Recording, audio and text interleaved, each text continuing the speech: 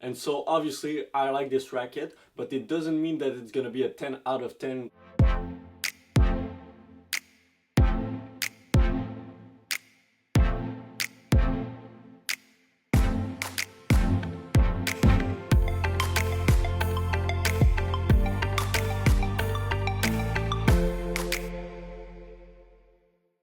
Hi everybody and welcome to the 2023 Volkl C10 EVO review. So this review is gonna be a bit different from the other reviews that I've already made.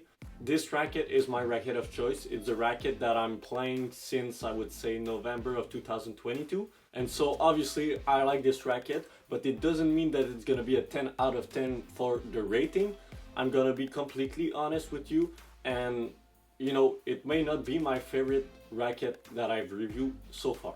So stay with me to see the rating of this racket later in the video. Alright, so if you're not familiar with Volkl, Volkl is a German brand that are making rackets that are stiff but comfortable when you play. And the C10 is a classic version. It's a 90s racket that haven't been modified since. And the big problem with this racket was that it was a 330 gram racket. So it was really tough to appeal to the most majority of people that are playing tennis right now. So they made a EVO version.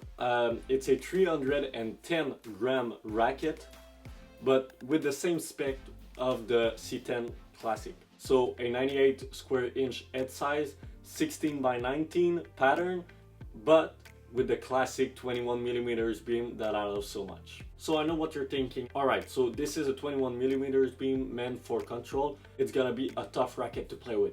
But the answer is no. It's not a tough racket to play with. You're gonna be surprised. So I really highly recommend to try this racket. Obviously it's not a powerful racket, but it still have a ton of power. So without further ado, let's hit the court and play with this. The C10 EVO is a really stable racket, like I said, but one thing that stood out for me is how easy this racket is going through the air. You know, we can think that, you know, with the 310 grams racket it's gonna be a bit tougher to get a fast swing, but I won't say it's a slow racket in the air. So it's going pretty fast, it's pretty easy. I think it's because the beam is pretty thin. Like I've talked earlier about the thin beam, it's not a problem, you know. My biggest worry about this racket was the fact that because of the beam is so thin, I thought it would give not that much stability to the racket, but no, the racket is really stable. And I would say that yes, this racket is giving a lot of power, but it's really surprising. When I've tried the C10 Classic version, the 330 gram, the racket was more powerful because the swing weight was a bit higher. This one, the swing weight is a bit lower, so it gives a little bit more control on the racket. So I felt like this racket was suiting my game a bit better. Obviously it depends on what you're trying to achieve, but if you're scared to try this racket because of the weight and the thin beam, and you think that this racket is gonna give you pain in your arm, no, it won't. For the serve and for the volley, the stability is really there. You know, my slice serve is incredible with this racket. I can really generate a lot of slice spin. And one thing that I would add is on the return of serve, because the racket is so stable, it's so easy just to put the ball in, so you can do much more on the return of serve. Alright, so no surprise for me obviously, because this is my racket of choice, but it's a really stable racket. I think it's the most important thing of this racket is it has so much feel, yes, but it creates so much stability. So when you're on the defensive side of the point, it's really good, but at the same time, if you want to do volleys, serve, hitting big attack ball, you know, this racket can do it all. And I was playing with a Wilson Blade V8 before, 16 by 19, and the big problem that I had with this racket was the fact that it was not that much stable.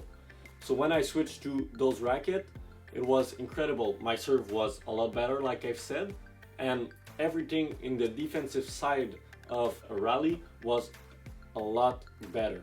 Obviously it's a tough racket to play with, but once you get the feel for it, it's pretty easy. If you're the type of player that loves the control of the Head Gravity Pro, of the Radical Pro, of the Babola Strike, this racket may be a good option for you. So for the rating of this racket, it's tough. You know, I would say I would give this racket, is it better than the Gravity Pro? A bit, I would say.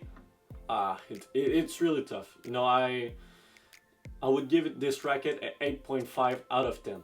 So a pretty good rating, but it's not the best racket that I've reviewed so far. So that's it for this review.